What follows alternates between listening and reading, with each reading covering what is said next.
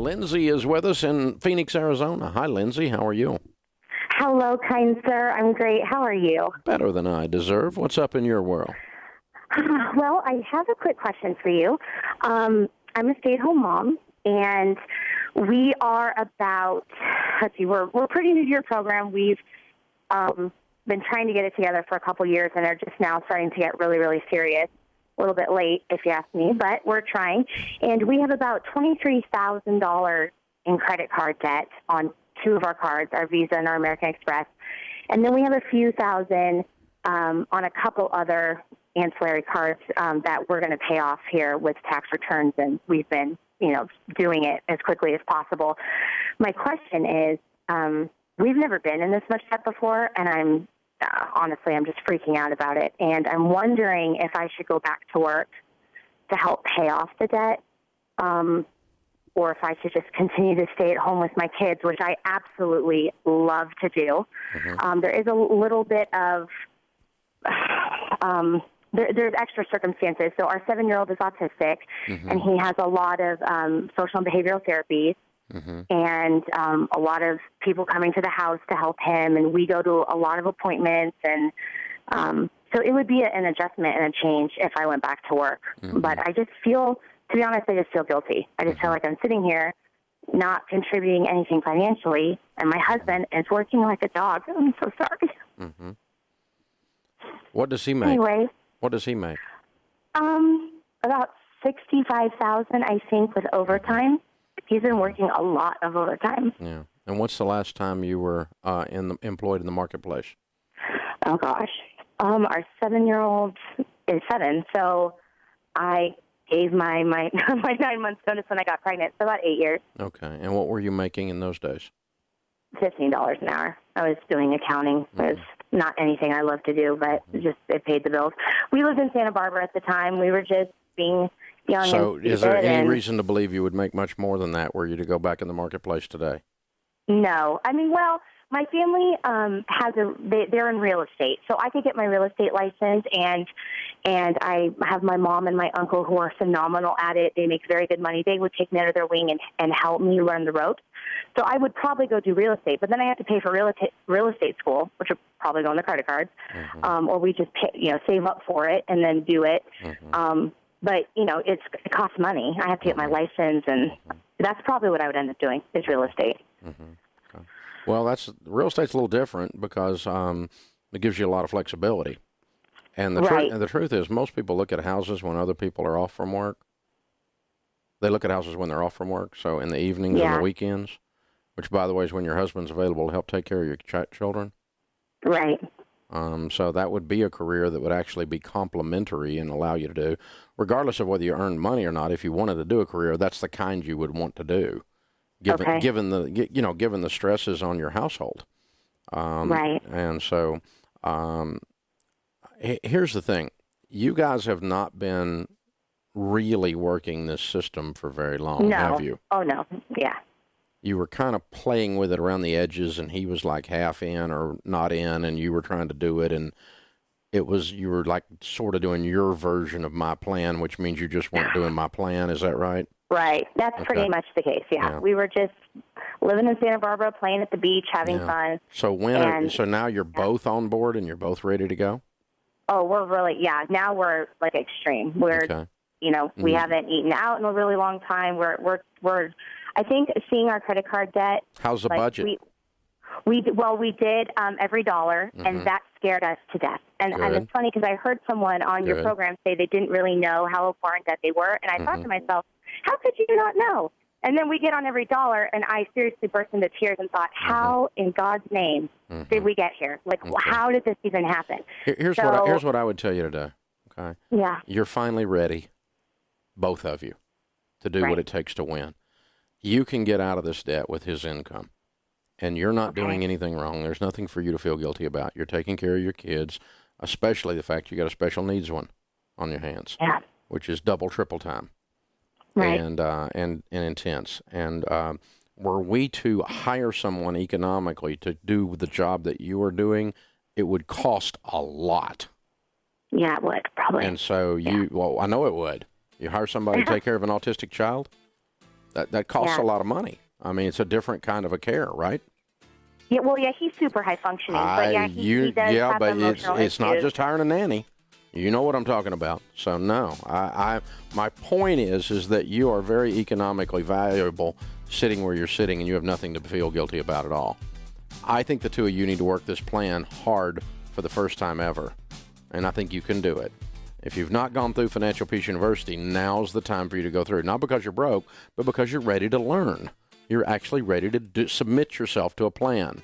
Hold on, I'll have Kelly give it to you. Hey guys, thanks for watching. If you enjoyed this video, click the subscribe button to get the latest content and check out these other great clips from the show.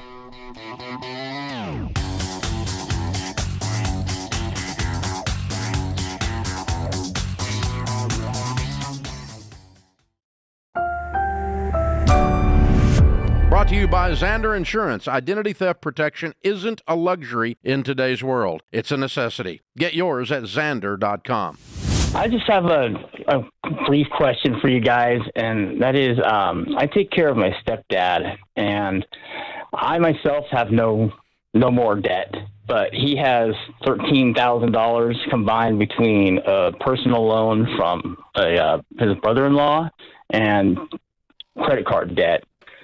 And I've been working on the credit card debt for quite a long time, and I haven't worked on the loan because I'm trying to get some help from him, and I'm not. Why are you working on his debts?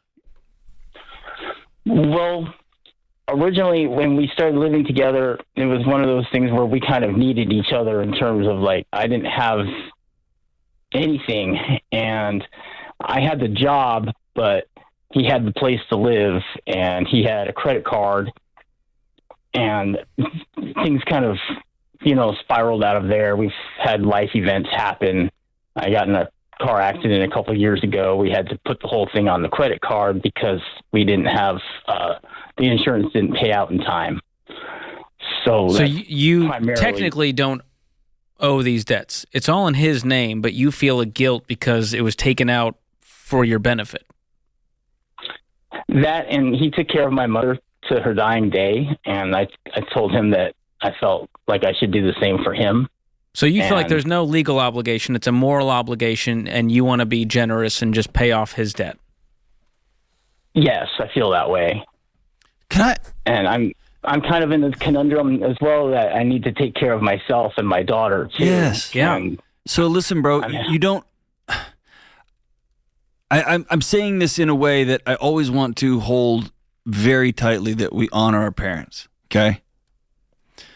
But it's their investment in us as kids is not some sort of 401k for them.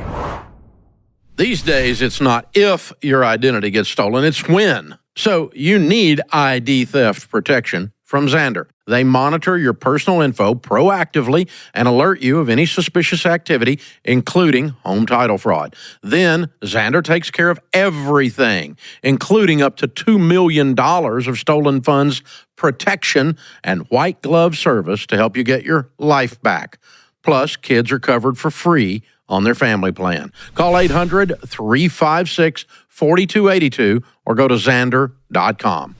Do you know what I'm saying? He's never thought of it that way. He's supposed to take care of your mother. That was his wife. He was supposed to take care of you. You're his kid. Do you know what I'm saying? Yeah, I get you. I hope that if I ever found myself destitute and my son was able to, he would help out his old man. I do. I like the idea that I can help out my dad if I ever need to. Okay? But that's different than, like, I'm some sort of an account that he's going to start withdrawing from. And that's really how it kind of feels lately. Yes. Is that I'm obligated to do this. And Is he putting that pressure on you? Or is that you telling yourself a story? I feel like it's me who, So he hasn't brought this up at all? We've discussed it a couple times, and he gets really defensive. Where would you be without me, and that kind of deal. Yeah, dude. So that sounds like he's pressuring you. Yeah, it's predatory, and guilting dude. you It's into nonsense. paying off this debt. Here's where you would be. Not there. Yeah. Ta-da. I hate that crap. That, hey, I did something nice for you, son of mine, so now you owe me. And owe means I'm going to spend recklessly. How about this way? If he wants to get on a budget and get a job and talk finances together, all right, cool. I'll play ball. But nobody who says that kind of crap to their kids ever does that. People who talk to their kids like that, they want to spend what they want to spend. They want to lay around. They want to are you get what I'm saying? Well, he's in poor health and he can't work. And I've asked him if he could sell off some of the things that he has. And it's been one of those, I'll do it, but it hasn't happened. There you go. There you go. So he can't work. He's in poor health, and you're honoring your dad. That's amazing. Good for you. And I honor him. He can't go get a job. Cool. But yes, then the next logical thing is we have a math problem that we have to solve together because we're both in this together. And so what he wants is he wants to not have to participate at all, not get rid of some of his blankies that makes him feel warm and fuzzy, not get rid of some of his toys or tools or whatever you got out there. But he wants you to come up with that extra money and that extra support and that extra fill in the blank. Pretty much. Are you also his retirement plan? I mean, beyond this $13,000, how is this guy going to survive the next 10 years? If he can't make his payments. That's the thing, is this problem is bigger than you, and he's trying to put it on you, as if you're the reason for it. As if this debt was out of his life would be perfect. And it sounds like you don't have it together financially. Where are you at? Because you're saying, hey, I really can't afford to do this. I've just barely started to get my financial situation corrected. I had student loan debt for a long time, and by the grace of God, there was some kind of class action lawsuit. My loans were canceled. I got what's left? Easy. I opened up a credit card last year, and I paid it off before the interest charges hit. So I have no credit card debt. Do you have any debt whatsoever? No. Do you have any savings? Yeah, I completed baby step 1 with my $1,000 emergency fund, and I kind of feel like I'm in a holding pattern on the step 2 because of the debt situation with my stepdad, as we just discussed. But I'm beginning baby step 3 and trying to build up the big emergency fund. Are you living with him? Yeah, we have a two-bedroom house. I sleep in the garage because he's got a bedroom and my daughter has a bedroom. And that's kind of taken a toll on our relationship. Is it a finished garage, or are you just straight up sleeping in a garage? It's a garage with a little room in it.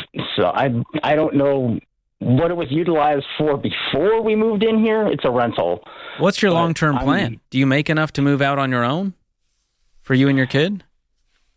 I make $50,000 a year. And in California, that doesn't go real far, but I've done the math, and I do believe next year I'll be able to move out on my own, and that's what I'd like to do is move out with my kid. And, how's he going to handle that? It doesn't matter. It doesn't matter how he's going to handle it. At some point, you're going to have to cut that tie because he's going to drown. He's going to drag you underwater. Have you been paying him rent?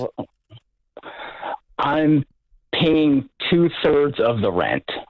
That sounds like a lot for a guy sleeping in a garage. I agree. That's what I'm saying. He's going to have to understand that he's got to figure his finances out because you're not going to be there long term. And here's the deal. There's not an easy way to have this conversation, brother. It's going to have to be a direct, probably in writing. As of this date, I'm going to move out. And if that $13,000 on that credit card is because you were struggling with an addiction or you were homeless or you went crazy spending it, then I'm going to tell you I think you should pay it back. If that $13,000 on that credit card is just your stepdad just kind of out in the wind spending money, then that's not your obligation to pay for.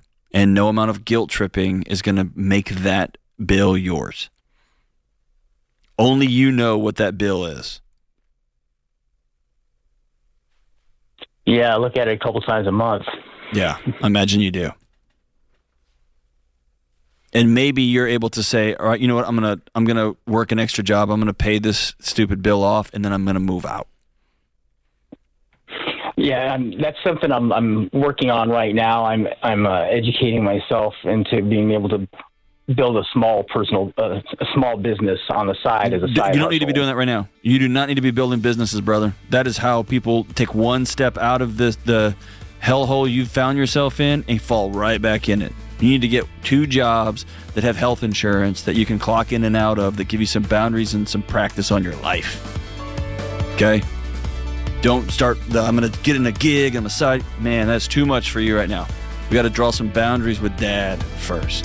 One step at a time. The best ID theft protection is from Xandr. They not only monitor, they help you get your life back. Go to Xandr.com to learn more.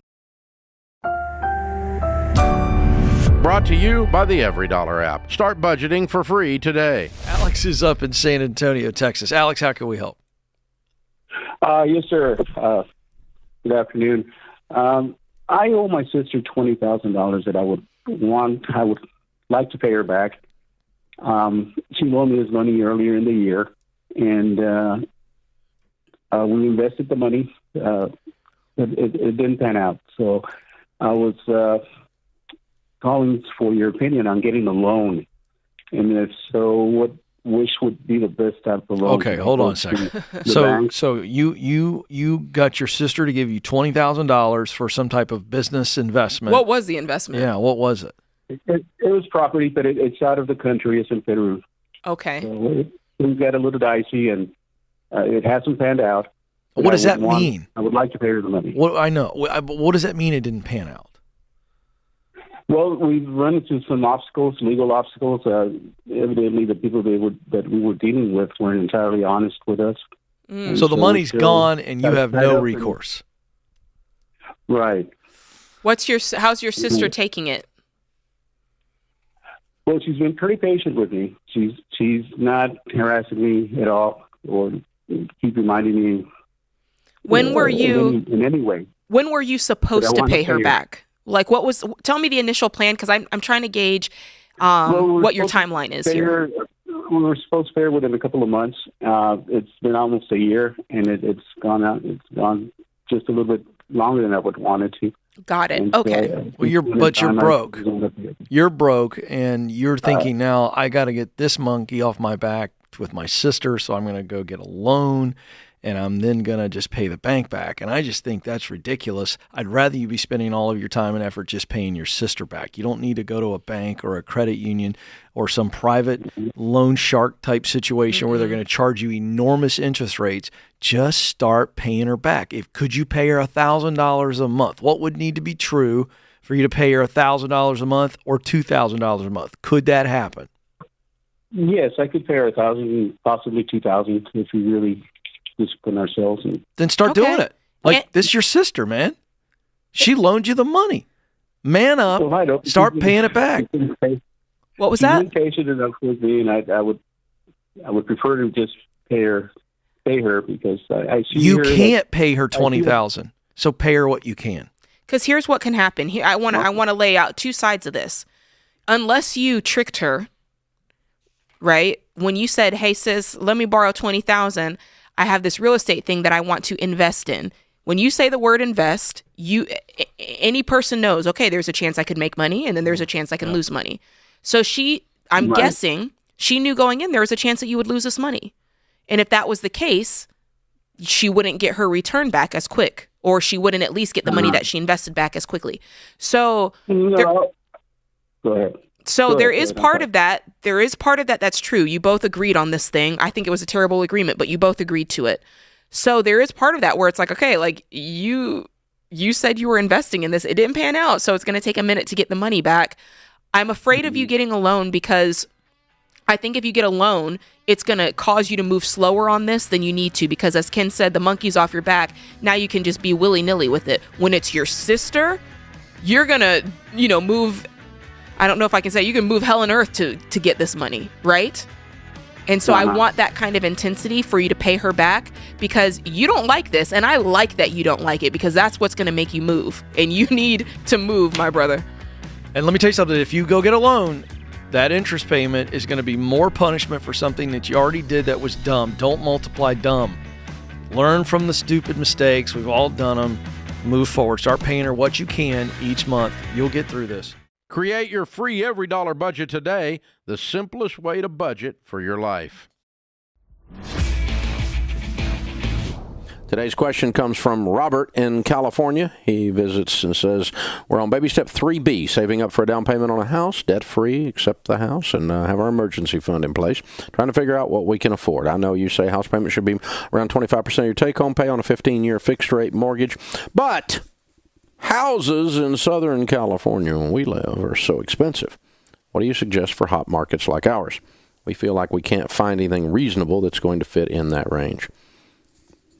Robert, if you live in California, or you live Southern California, or you live in San Francisco, or you live in Manhattan, they do not issue a pass on mathematics.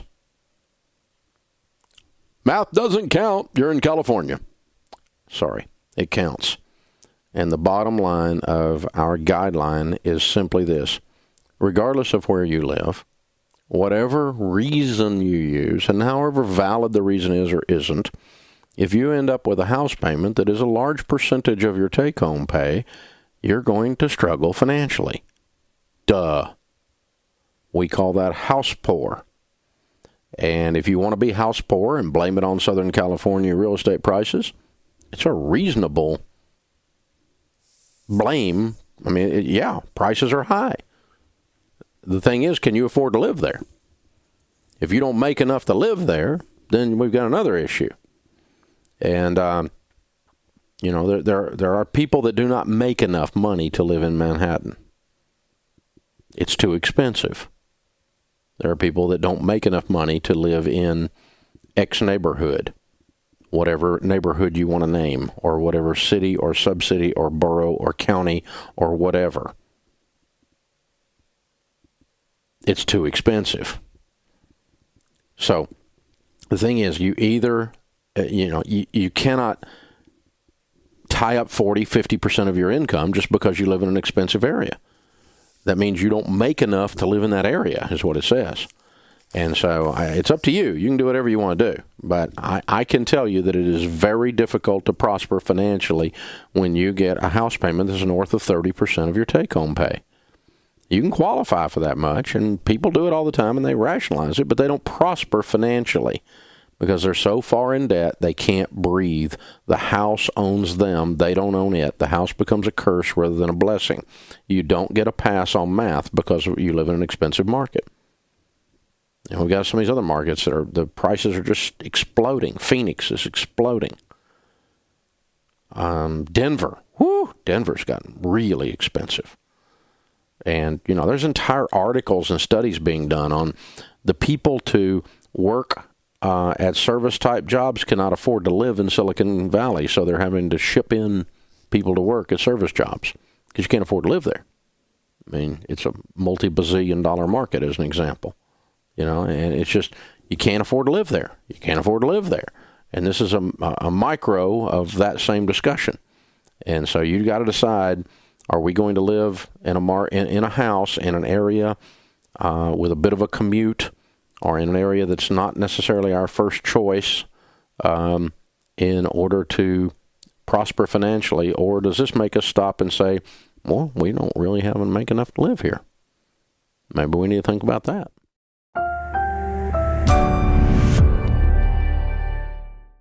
So, George, they're dropping like flies. Who is?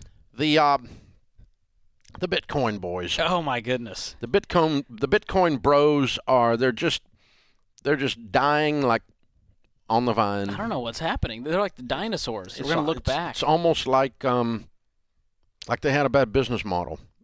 Wait, you mean selling like fake money?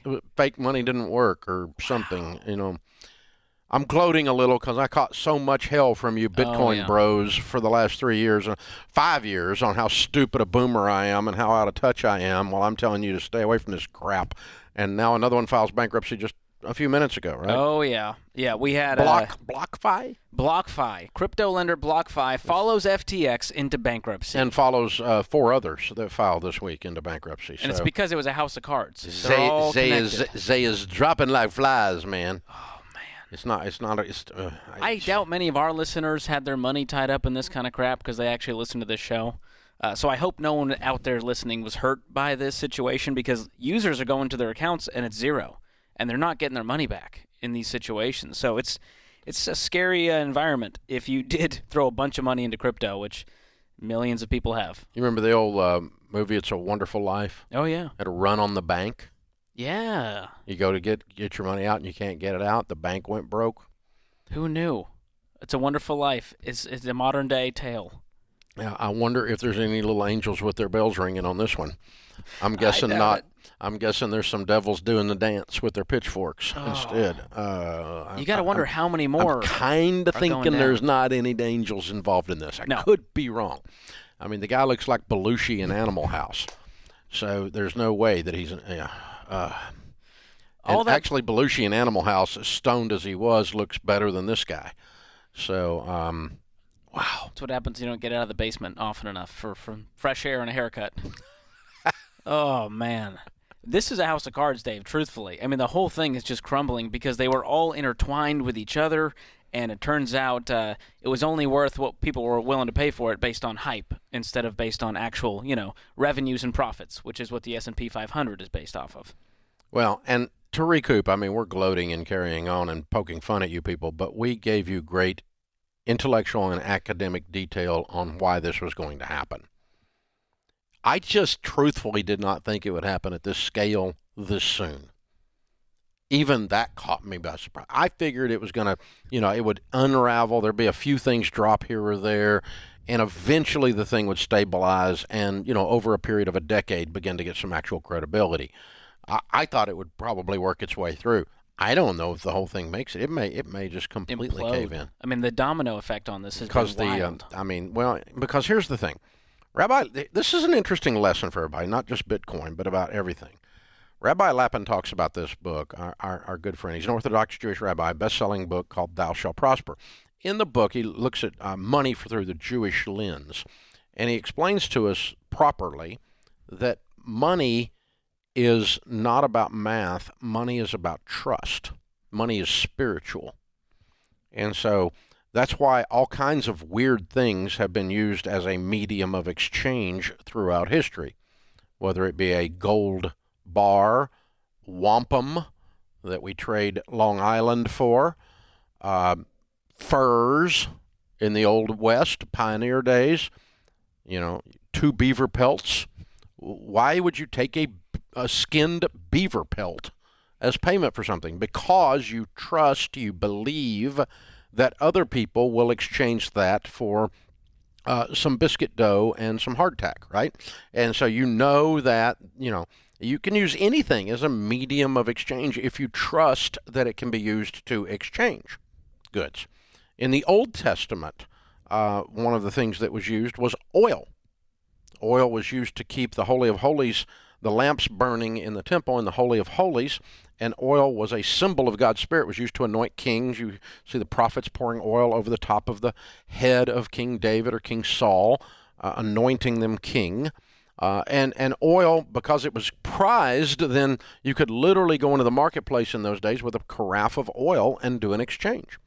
And so when the Bible says in the house of the wise are stores of choice food and oil, it's an indication of wealth. Choice food and oil were indications of wealth because it was used for a medium of exchange.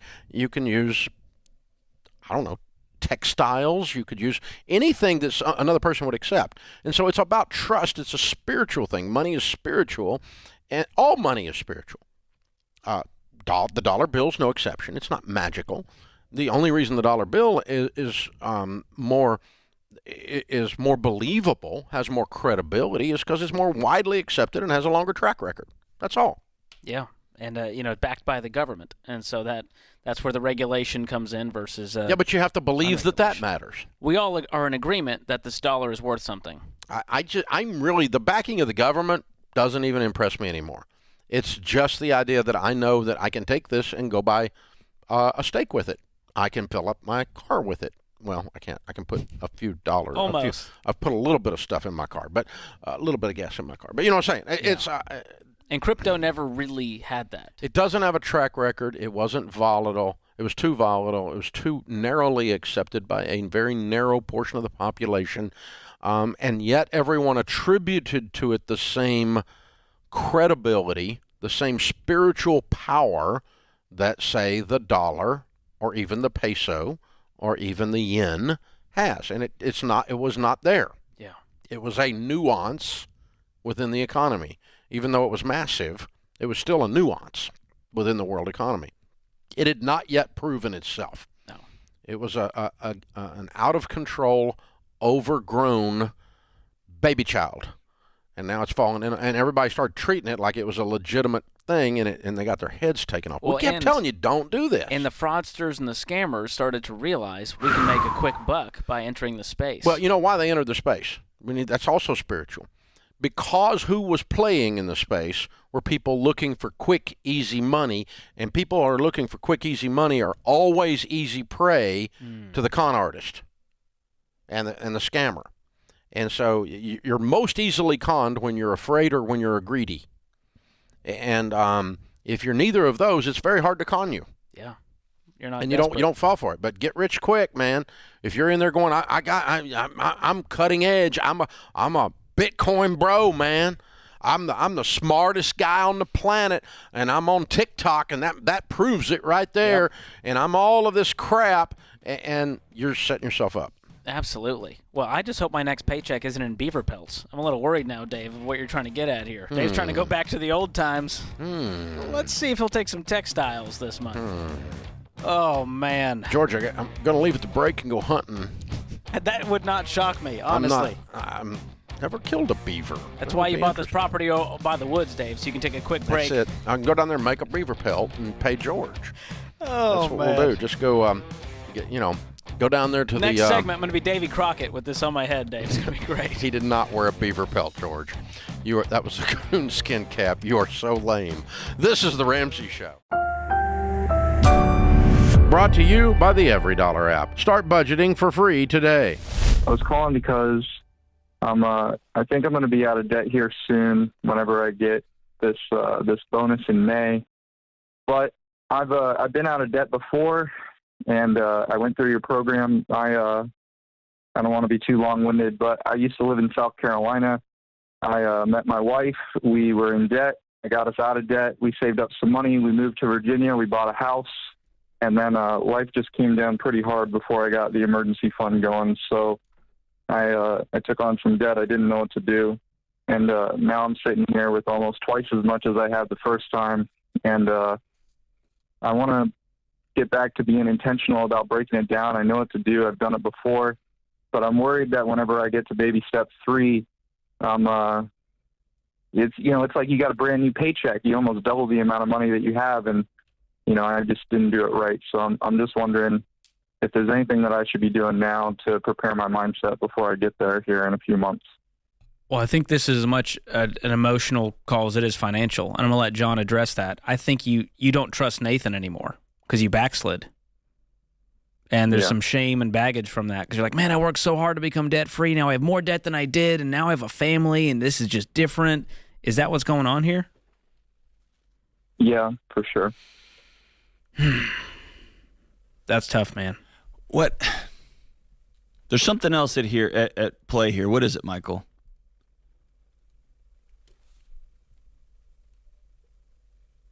Nathan, are you with us? Or Nathan, I'm sorry. Nathan, you there?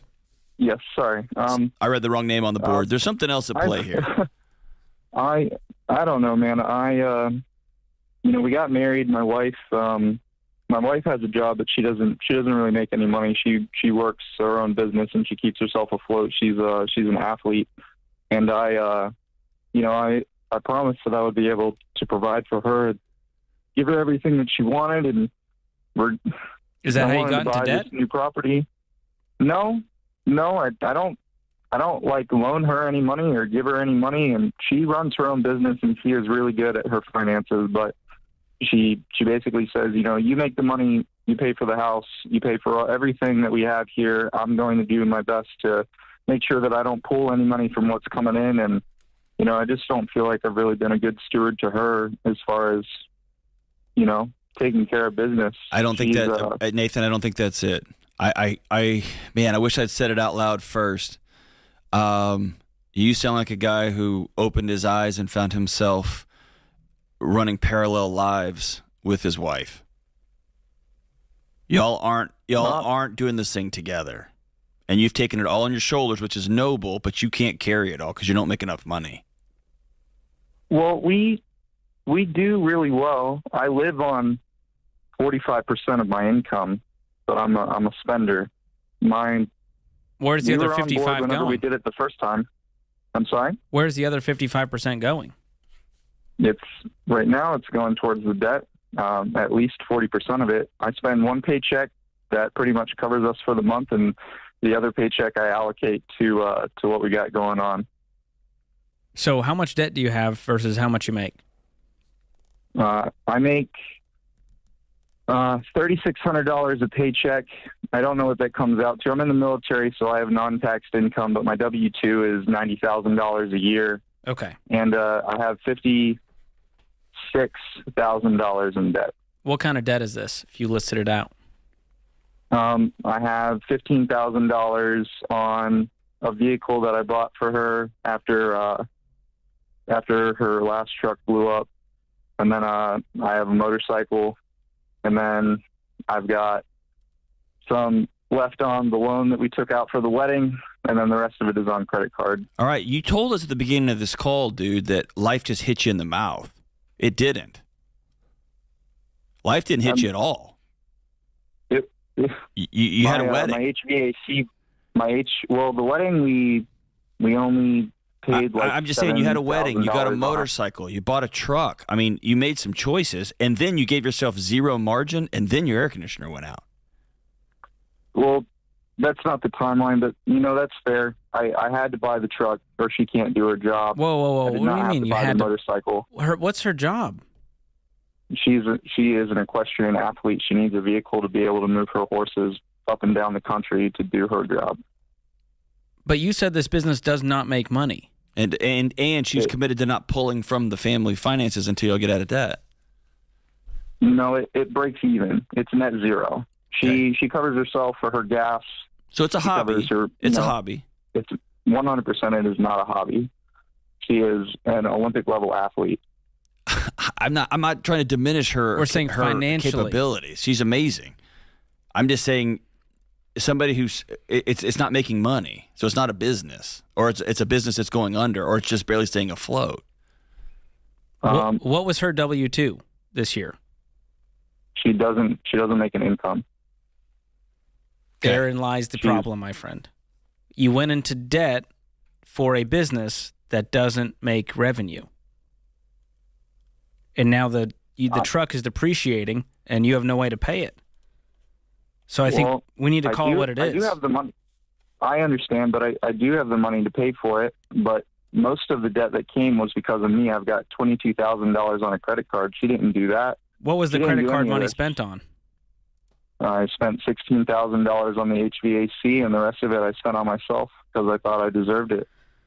I think we need to have a come to Jesus meeting tonight with her and go, listen, and this is not on her. This is on you just as much. And you need to say, I have not done a good job leading this area of finances, and this situationship where like I've been floating the business and I've been trying to cover our bills. It has not been working. We need to do a different plan. I need you to go make some money right now for our family so we can get out of debt. I can't do that. Why? She's an Olympic level athlete, and I make enough money to get out of debt, and I am getting out of debt. I'll be out of debt in the next 6 months.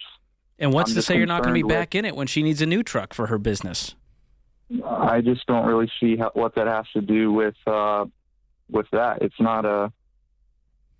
You called in saying, how do I make sure I never go into debt again? And I think we need to get to the root of the problem. What is the question? Well, my question is, whenever I get out of debt again here in a few months, the problem is I had the emergency fund. I was building it up. And then every time I got somewhere around $10,000, only around 3 months, I had $10,000, and I was like, oh, I want this thing.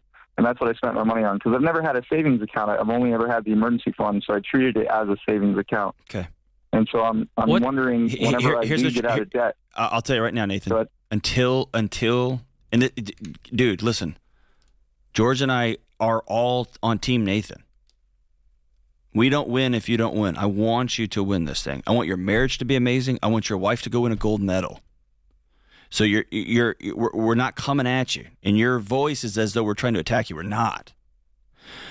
But you have remained untethered from reality. What I mean by that is you're not the worst husband in the world, and you walk around as though you are.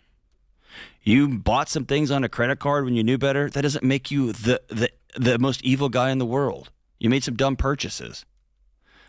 And you didn't have any margin, and then you needed $16,000 for an HVAC system. That hurts. And you are carrying the weight of this hobby that's an amazing hobby. It's so good, and I want her to win so I can do the national anthem in my living room on her behalf. But you can't afford it right now in the current iteration with which you're trying to do it. And so I think the conversation is sitting down with your wife saying, I'm drowning, and I need to at least come up with a plan. Will you help me be on a part of this plan, a part of this budget? And then when you get $10,000, no, all right, this is when I usually blow it.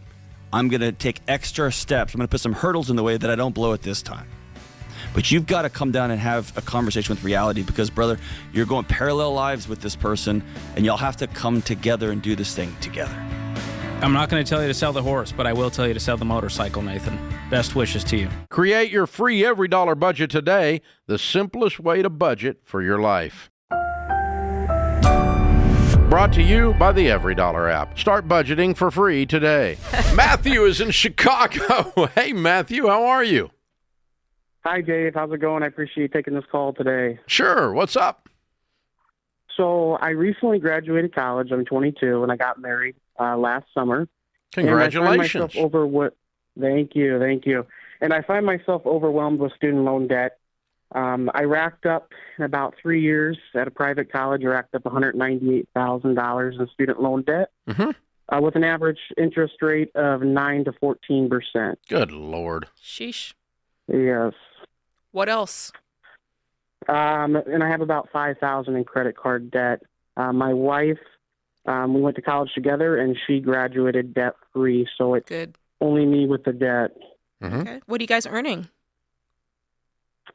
What was that again, sorry? What do you earn? What's your incomes? Monthly income is approximately $3,500 a month. $3,500 a month. Okay. That's correct. And each, you and your wife, or? Yeah, that's combined. So, are you both working full-time? Yes. What'd you get your degree in for $200,000? It doesn't pay you minimum wage. You're not going to like this, but it was aviation. I'm a pilot. Okay. Why aren't you? Are you working? Yes, I'm working full time, and I make $45 to $50 an hour. But it's dependent on three factors: students who want to fly, weather, and aircraft maintenance. So you're teaching? Are you? Yes. You're not flying commercially, or? No, I have a conditional job contract offer signed, and hopefully we'll be starting at the end of this year, starting at $84,000 a year. Okay, good. But I have to work up to my hours to get that job. Okay. And is there anything else that you can do to supplement your income in the meantime while you're working up to that? Not much. I could possibly get a part-time job. That's one thing I've considered multiple times. I'm currently at my job. What does your wife do? Hours to do. She does Army contracting. She works for the U.S. government. And she makes what? She started at 49, and then she'll go up 59 this summer, and then next summer she'll go up to 69,000. Okay, that's not $3,500 a month. You've misadded somewhere. So it sounds like you're making about $40,000 a year, going towards 85 in the fall, and she's making about 40, heading towards 60 in the summer. Okay, so you guys probably have a household income of more like 80,000, not 3,500 a month, which is 40,000. And maybe your take home, you may have too much being withheld. I don't know, but basically what it amounts to is your careers. You came out of the gate with your degrees with a slow start, income-wise. Mm-hmm. Okay? But 1 year from today, it sounds like both of you will be further mature in your careers income-wise, and it sounds like your incomes are going to be, you should be bumping up 150 by the end of this year. Right. 60 and 80 is 140. That's the end of the year. Okay? Yeah, that's ideal. Yep. Yeah. Well, that would be what she'd be making 59 in the summer, and you're going to be making 84 in the fall.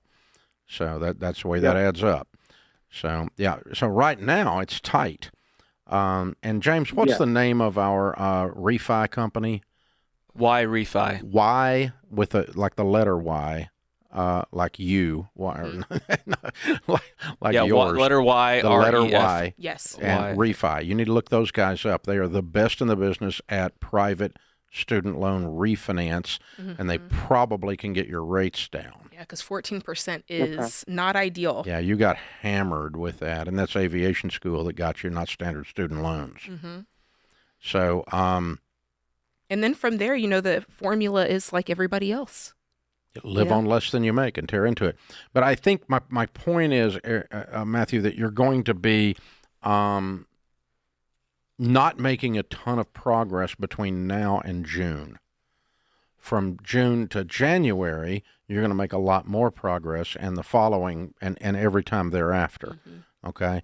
So what I want you both to do is to work all you can work. And if you're on the ground because of broken aircraft or weather, I want you doing something else. That's right. Go make some money. Go deliver pizzas or DoorDash or drive Uber. I don't care what you do. Go make some money. You need to be working all the time. Yeah, that's right. You have made an unadulterated $200,000 mess, and you have got to focus on it and attack it with a like a zealot, like you've joined, like I'm crazy.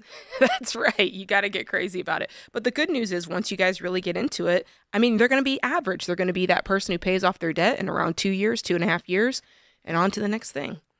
Yeah, I mean, if it takes you $200,000, if you put $100,000 a year towards it, it's done in 2 years. That's right. You may not quite make that, depending on how these incomes stack out and what when they start flowing, but that would be starting 1 year from now. That's and true. Whatever you do from now until then, you'll make progress on. So, you probably have from today over 2 years worth of work to do.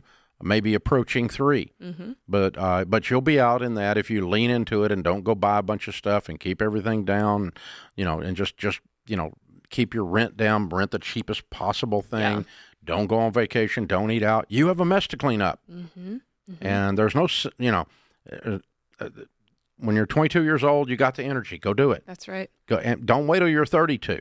Don't keep this around like it's a freaking pet. Yeah. Get after it. Create your free every dollar budget today, the simplest way to budget for your life.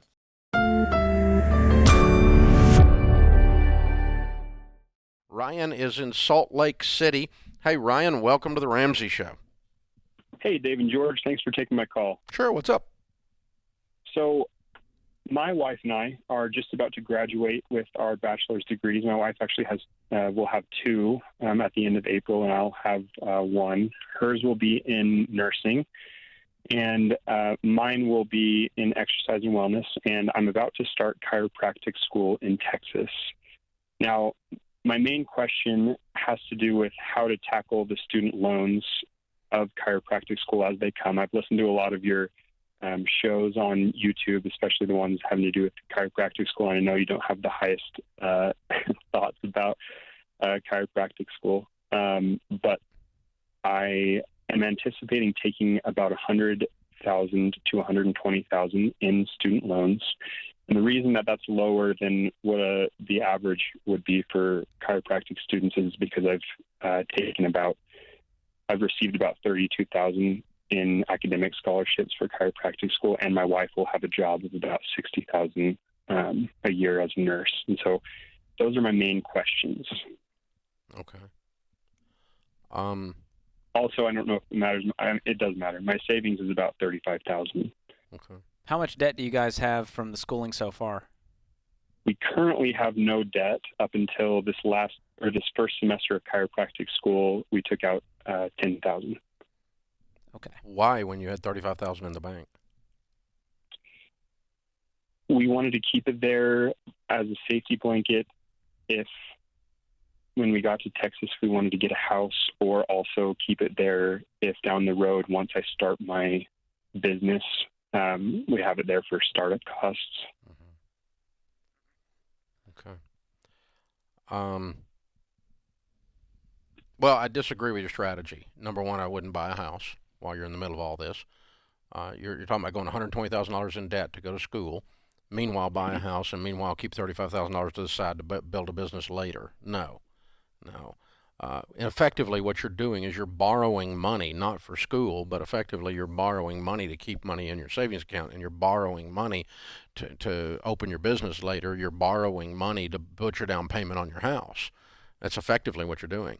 So, no, if I were you, if I woke up in your shoes, and I don't think you're going to do this, because I think you're going to do your plan, but so I'm not real sure why you called, but I would take the $35,000 and put it towards chiropractic school. I'd be working while I was in chiropractic school. I continue to work on more scholarships, and I would, your wife's going to be picking up a bunch of overtime to pay for your way through this school, and I'd come out of chiropractic school with no debt and no house.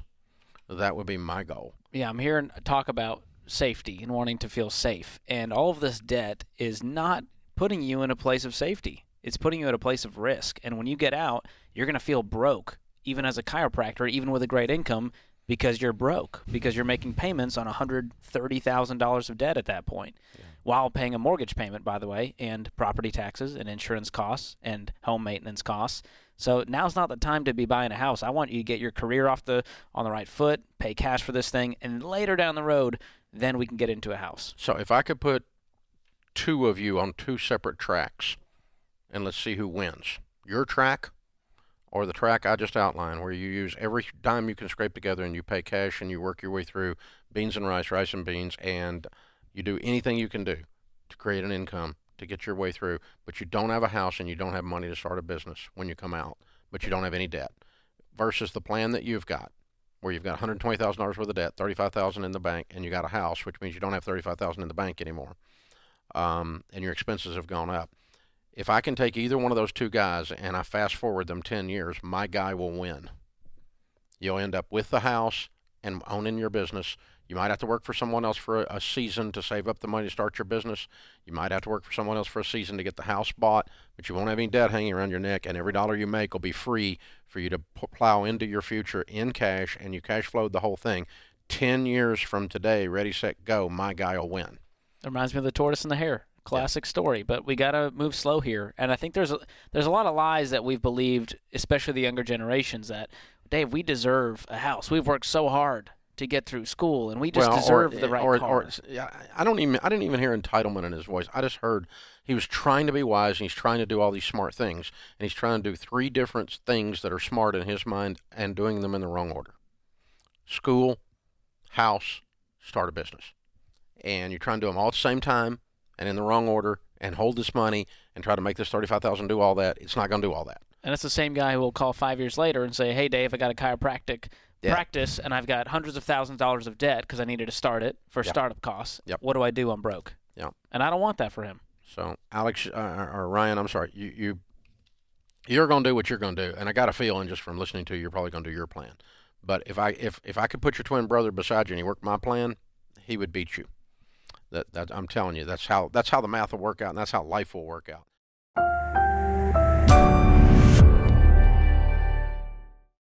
Brandon joins us up next. He is down the street here in Nashville, Tennessee. Brandon, welcome to the Ramsey Show. Hey, thanks for having me. Great. What's going on?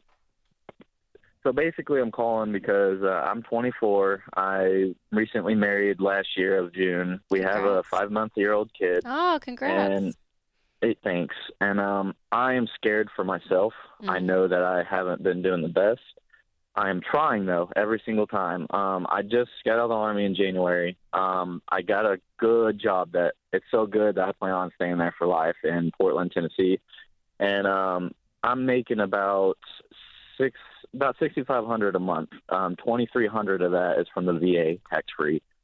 I'm in $64,000 in debt, and $52,000 of that is vehicles, which is a truck and a car, and $12,000 of that is credit cards.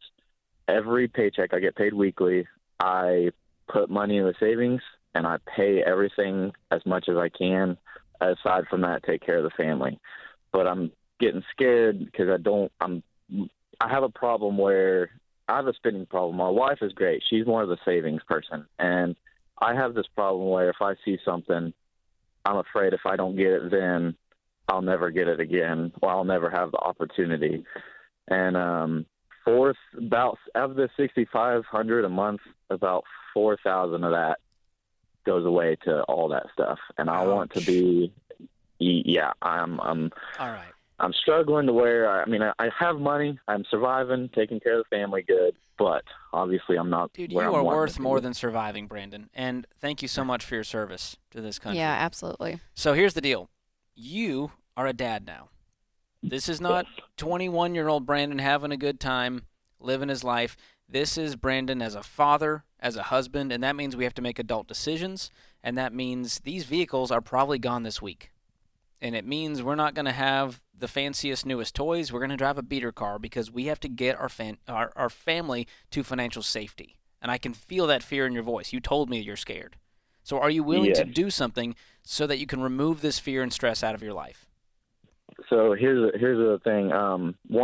Before I go to the vehicles, we're moving in on April 21st, and that's where we had $9,000 in savings. You guys are probably going to be mad at me for this. I'm not mad at you.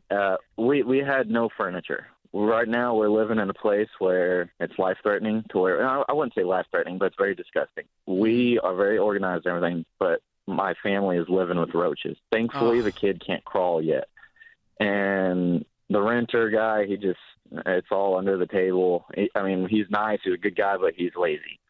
So we're moving immediately to a very nice place, very nice apartment complex. So that's where all the money went. I outright bought a very good bed, couch, everything that we need to survive and live comfortably. Back to the vehicles, I am willing to, but I'm also scared because, my dream vehicle is a Tacoma, and I have it. I got it brand new 2020. You're living the nightmare, dude. Brandon, you can get a Tacoma later. There's lots of Tacomas. If this was such a dream, you wouldn't be calling us. So Brandon, I hear such a scarcity mindset with you. So here's what I want to reset. All of this, the decisions that we're going to be talking about in this phone call, it's for a short period of time, okay? I feel like the Ramsey show, the brand, gets such a bad rap sometimes because everyone's like, you just want people driving crappy cars and not going on vacation. No, the slogan is you live like no one else, so later you get to live and give like no one else. These sacrifices, Brandon, is not for your entire life. If we told you to do it for your entire life, we'd be crazy. I wouldn't listen to us. This is for a short period of time. For a few years of your life, you're going to get your crap cleaned up. You're going to feel the best, the most peace you have ever felt as a man to be able to take care of your family with cash in the bank, living in a good spot, maybe not driving your dream car. All of that's going to be settled. Then you get to say, wow, Brandon, I really want a Tacoma. Guess what? You're going to have the money to go get a Tacoma, Brandon. It's going to happen.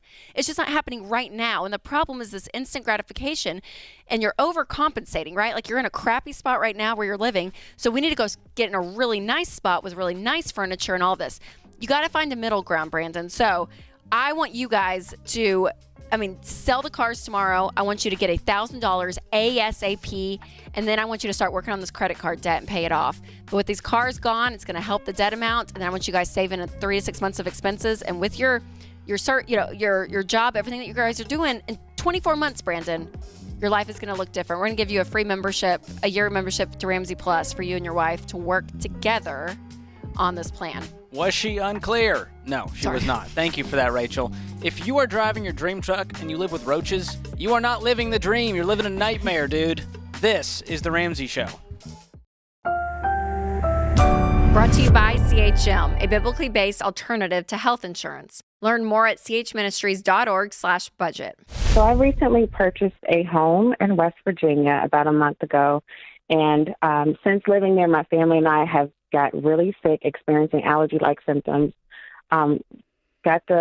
Long story short, ended up getting someone to come and test for mold, and it's very high numbers in Staphylococcus. I don't know, I'm probably butchering that name, but it's the one that's really, really dangerous. So now I'm in the other side. I'm post-closing. I did go go to the property disclosure. It was as is, and it was a flip.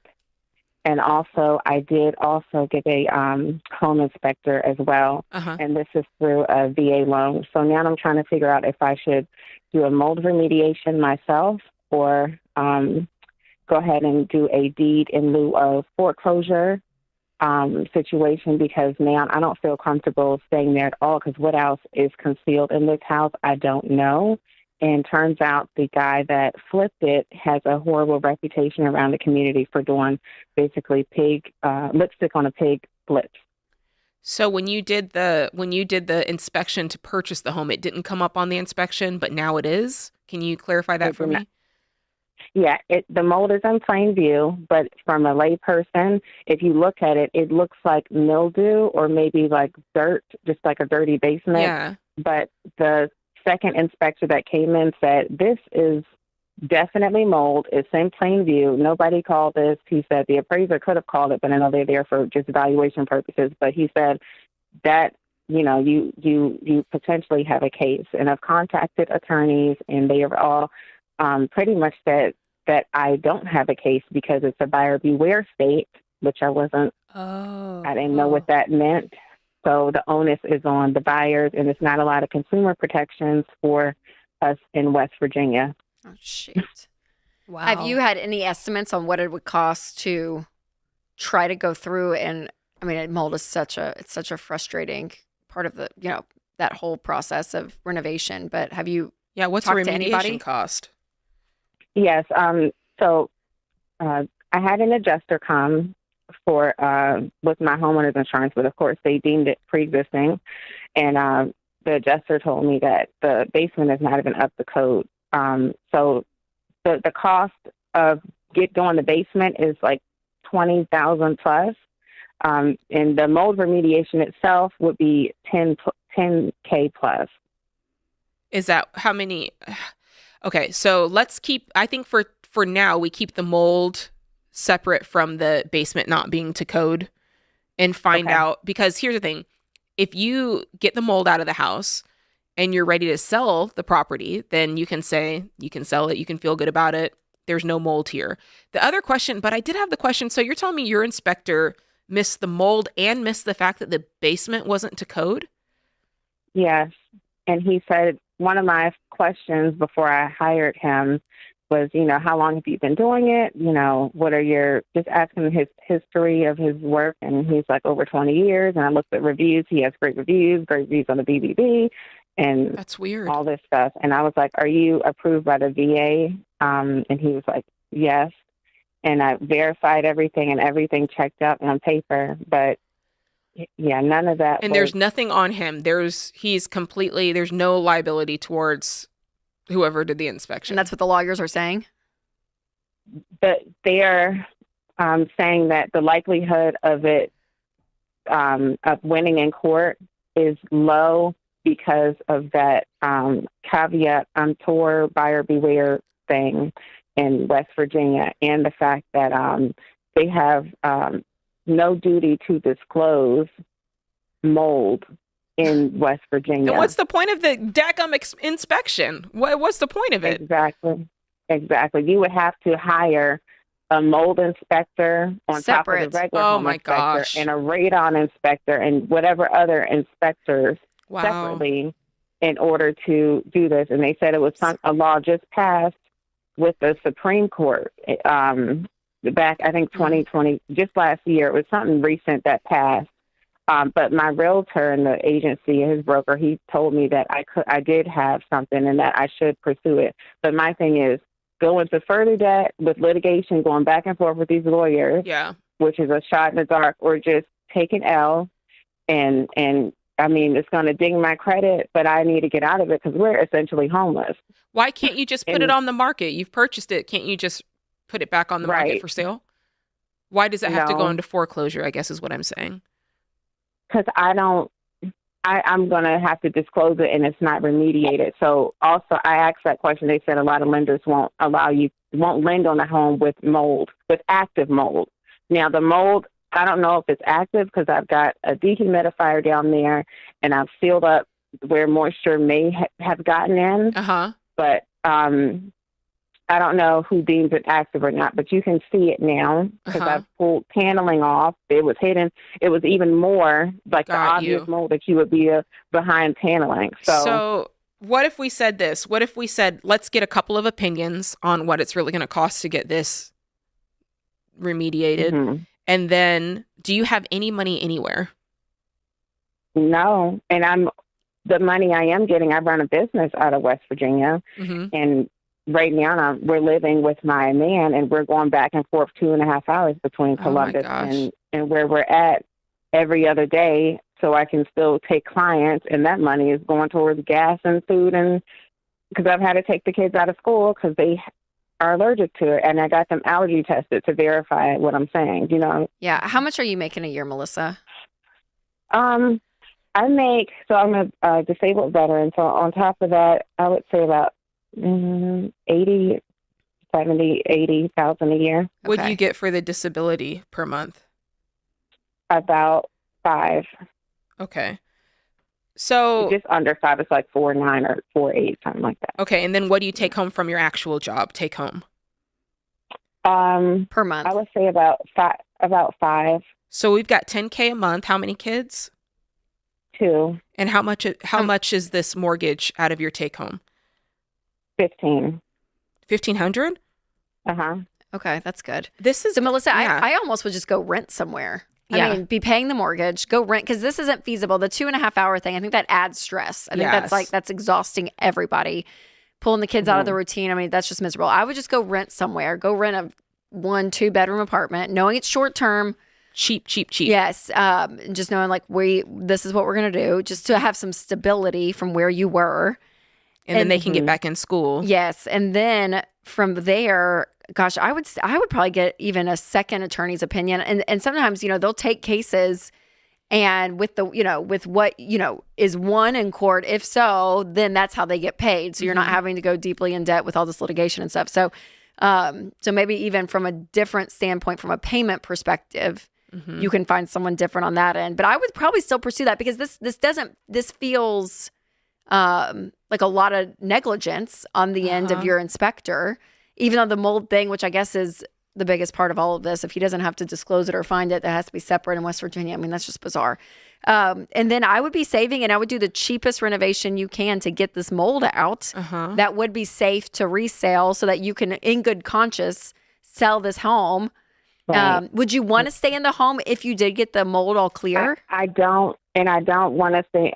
I love the home. That's why I bought it. But I no longer want to stay there because now with this man's reputation being the way it is. Yeah, you don't know what else. More things will be wrong. Sure, you don't know. Yeah. So I would save Melissa really aggressively, stage by stage, redoing this house from just the mold, right? Not the up to code basement thing. Someone can renovate that if they want, but just getting the mold out, put it on the market and sell it. And in good faith to say, this was cleaned up. Yeah. You don't know. I mean, the guy has a terrible reputation. You don't know what else is there, but you don't know, right? Gosh, and if the inspector finds something else, then we can deal with that. But I would put it on the market and try to sell it just to get out of it. And we'll give you every dollar so you can really plan this $10,000 a month to make that happen. Yes. Oh, I'm so sorry, Melissa. It's such a headache. Terrible, terrible, terrible. CHM isn't health insurance. It's a health cost-sharing ministry. Check it out for yourself at chministries.org/budget. Brought to you by the EveryDollar app. Start budgeting for free today. Cassie's in Denver. Hi, Cassie. How are you? Doing well. How are you? Better than I deserve. What's up? So my husband and I are on baby step 2 in the process of paying off our debts. And we discovered before we got married that my husband had about $17,000 in student debt. To kind of explain the situation, his parents agreed when they got divorced to pay for their kids' college tuition. So at the start of each semester, my husband's mom would send him cash, and his dad would ask that he take out a loan in my husband's name that his dad verbally agreed to pay back at the end of college, basically. So my husband also worked full-time, 40 hours. He ended up getting all of his tuition reimbursed. So at the end of each semester, he would send his mom the cash back and his dad the other half, and he thought he was paying those loans off. But come to find out, he spent that money instead, and now my husband still has $17,000 in student loans in his name with his dad's verbal agreement to pay it back. Well, I think we see why they got a divorce. Yes, it's one of the many reasons that he's poor with money. But we are not that he trying borrows to money, save but up he for a steals house. money from his kids. I mean, what kind of guy is this? Yeah, and it's kind of hit to the point where we have a 4-month-old. We want to purchase a house soon. The question is, does that debt fall on us or Sure, essentially it's in his your husband's personal name. loan? Yeah, exactly. And so, do we delay buying the house to Yes. pay that off? Yes. Okay. I'm sorry. It's So as if you got I'm scammed guessing here. your father-in-law, I mean, this guy sounds like a real upstanding twerp. I'm guessing he doesn't have $17,000 to honor his word and pay this off, right? He lives paycheck to paycheck and probably will for the rest of his life. Yeah. And for some reason, we just trusted that he was going to go through with this whole deal. But your husband did all this when he was a kid. He gave your dad, I mean, he's a college kid, right? Yeah, I mean, you're 17, 18, your parents' finances are your finances. Yeah, you know, he sent him the money back then. He hasn't sent him money since y'all been married. Correct. He sent him the money at the end of each semester. Yeah, long and time thought we were ago. being paid off. Yeah. Yeah. So what's your household income? About 116. How much money do you have? Right now we have. You mean like in savings? Mm-hmm. So we have our $1,000 emergency fund, and then we're just paying off our other debts, including. Oh, so you're working a debt snowball. Yes. Mm-hmm. I'm sorry, Cassie. How much other debt have you guys got? So I have about 12,000 in students, and then I have 23,000 on a car. I'm actively trying to sell it and get a lesser car, and he has about 10,000 on his truck that we've been snowballing. So. Okay. Well, I'm guessing that this pattern of lack of integrity and irresponsibility has already put a strain on your husband's relationship with his dad. Not counting, Actually, no. not counting this here. If you just took this out, it was already a strain. No, they haven't. My husband was pretty clueless until I got in the picture. He didn't, he's of the mindset it's his dad's responsibility. It was written in No. You misunderstand me. Yeah. Your husband's dad is a twerp. Okay? The student loan's not the first time he was a twerp. Correct, yes. So I'm guessing that your husband was already strained just because his dad doesn't do the stuff he says he's going to do in general. Correct. Yes, and you're right. He has done this before. He This is not he says he's going to be there for Christmas. He doesn't come. Or he says he's going to be there at 6 o'clock. He comes at 10 o'clock. Because he just doesn't, the world revolves around him. It doesn't occur to him that he's supposed to keep his word on anything. Yep. And that's why they're not married anymore. I mean, that's, so what I'm pointing out is the student loan is just one more brick in the wall of this guy's life. It's because it's very seldom that you'd have this as a standalone issue in his life, in the father-in-law's life. So my point is, put it in, you owe it legally. You're going to have to pay it. It's not going to go away until y'all pay it. So put it in your debt snowball. I'm so sorry you're having to do that. But then what y'all need to do is step back. And if I'm in your shoes, this pisses me off a lot because it delays when you get your house a little. And I would require that if I'm you, require is not the right word. I would want my spouse to say out loud how bad this is and not just act like this is okay. If your husband act like this is okay, it's going to make you really angry. This is not okay.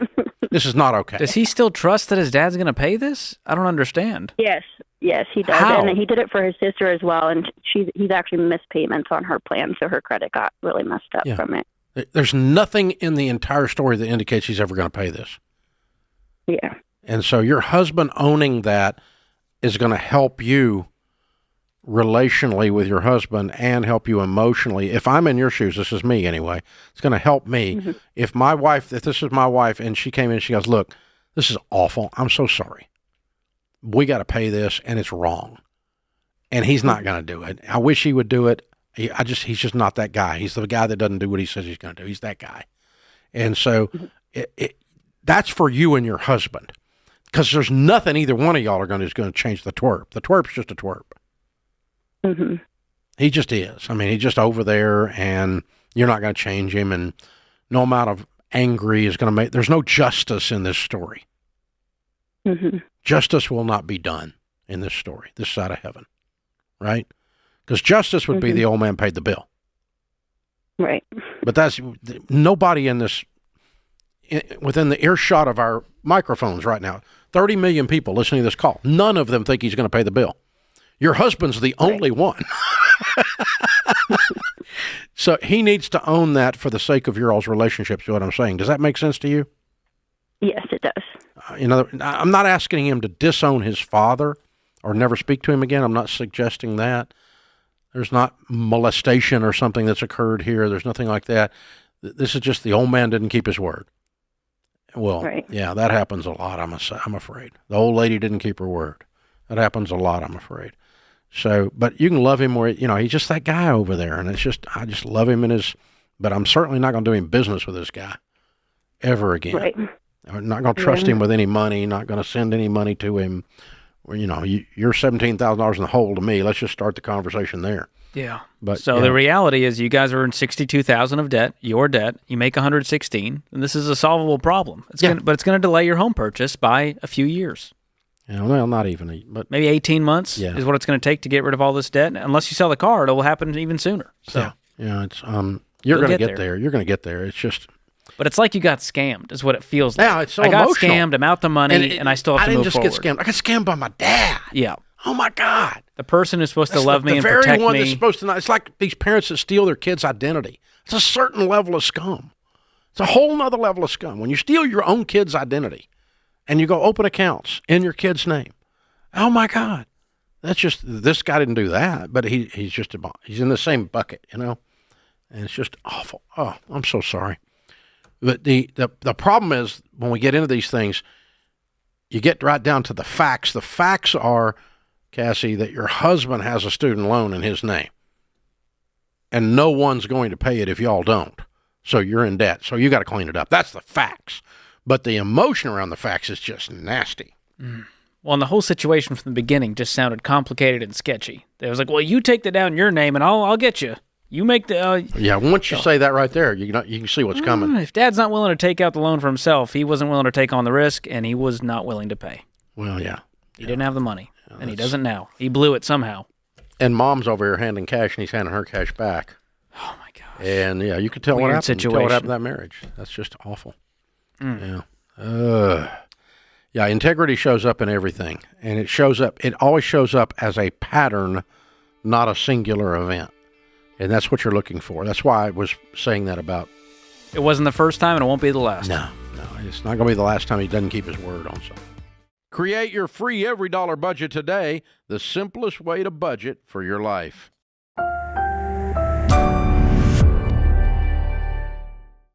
Elena. Is that Elena? Hi, Elena. Yes. Oh, hello. I screwed up. I hit the wrong button. Okay, what's up? I'm doing good. How about yourself? Better now. How can I help? Yes, so I have a quick question. I currently have about $60,000 in my savings account, and I'm not too sure what to do next. I definitely want to make my money grow. So, there's like a slow process where you could do like a savings certificate, but I want to see if there's any other options that will definitely help me get, I get more money built up or such. Well done. Where'd you get the $60,000? So I've been saving since before college, but it has increasingly went up with my full-time job that I recently got, and other side hustles that I've been doing that just has helped me accumulate that amount. Elena, that's amazing. Way to go. Do you have any debt? No, not at the moment. I'm curious, how did you pay for college? With college, I had a ton of scholarly scholarships. I also had private scholarships, and then I would pay school. If I had any money that I had to owe from the school, I did have a part-time job at the time where I would just use the money to pay it off while also saving. You're amazing. Way to go. That's just incredible. I love that. Just out of curiosity for myself, where did you get that mindset? How did you learn so early on that you wanted to save aggressively, that you wanted your savings account to look like that? Well, it all started when I first got my job. I was paid cash, so having that money in my hands and being able to like see how much it goes down with buying something from the store just taught me that I wanted to have my hands full with money, not empty by just purchasing random stuff. And so the first thing that I saved up for that was pretty big was a car. And I was able to learn that you can get mostly whatever you want. You just have to look hard enough. That's how I was able to find my first car for $3,000. And from there, that helped a ton since I didn't have to do monthly payments or anything.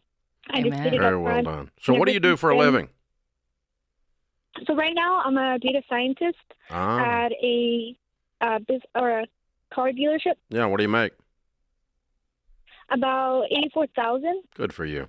Okay, so here's the thing that we teach. The shortest distance between where you are and being wealthy is a series of steps. Baby step 1 is save $1,000. You've done that. 2 is to be debt-free other than your home. You've done that.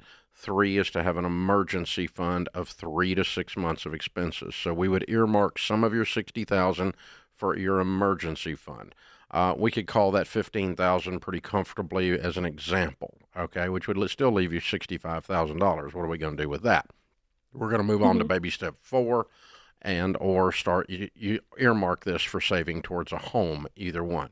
You thinking about buying a home anytime soon? I wouldn't say a home just yet. I do have a partner, and we're thinking of buying a property so that we can rent